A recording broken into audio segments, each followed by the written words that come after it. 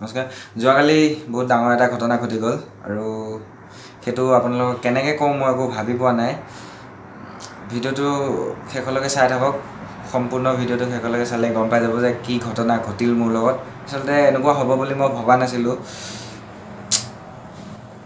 ৰাতি প্ৰায় 8টামান বাজিছে। মই ৰুমত এনেকৈ দৰজাখন খুলি এনেকৈ সোমাই গৈছোঁ। দেখিছোঁ মোৰ কাৰণে এটা ছাৰপ্ৰাইজ আছে।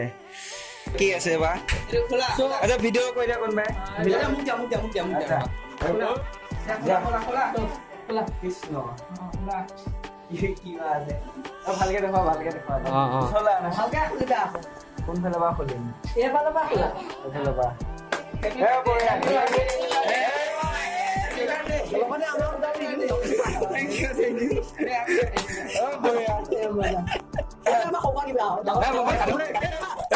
ভাল বস্তু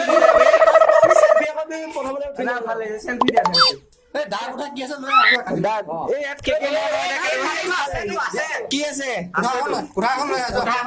কৃষ্ণ